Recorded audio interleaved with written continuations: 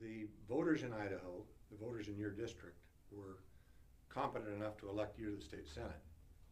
But the Republican Party doesn't feel they're competent enough to elect a United States Senator. And you apparently agree with that? You know, let me answer that two ways. I see the argument of, you're talking about 17th Amendment. Yep. I see the argument of that, and I'm sympathetic to it.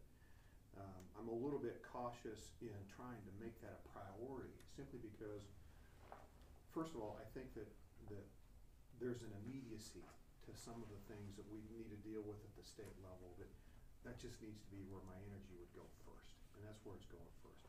The second thing is, right now that vote rests in the hands of the individual citizen, and I think it will take pause and some thoughtful pause before trying to wrest that away from the individuals one vote at a time.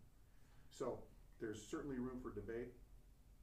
I understand, and I'm sympathetic to the argument there, and frankly, I think technically it's probably an appropriate argument.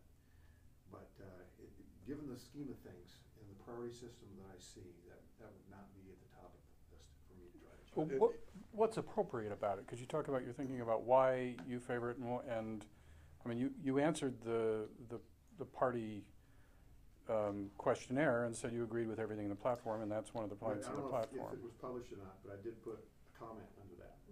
Oh, okay. And I said this one, you know, I need to agree. I think generally speaking, there's merit in repealing that.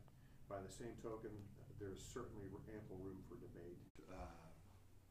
Offered blanket support to the Republican Party platform, including the repeal of the 17th Amendment.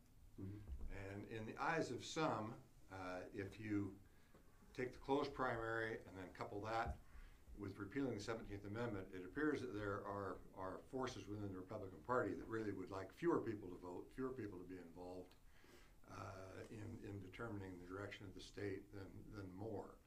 What's your response to that? Marty, I'm going to let that be your conclusion.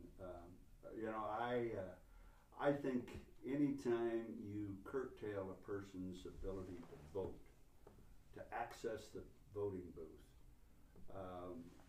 you know, I think there's a lot of veterans in Idaho that would say that isn't what I fought for. That isn't what I served for.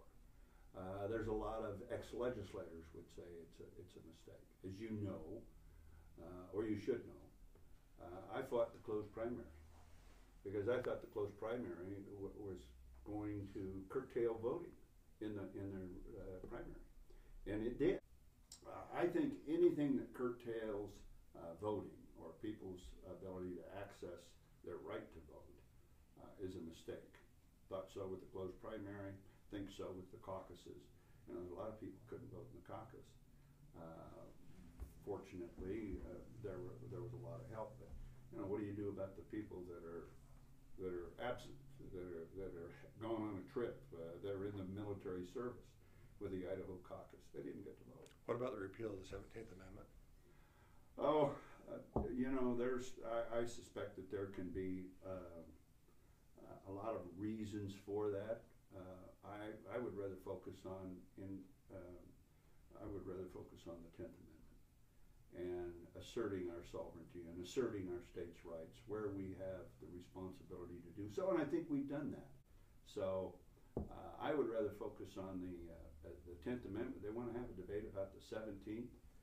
That's up to them, but you're going to have to convince people that a few folks deciding who the United States Senator is more desirable than the general population.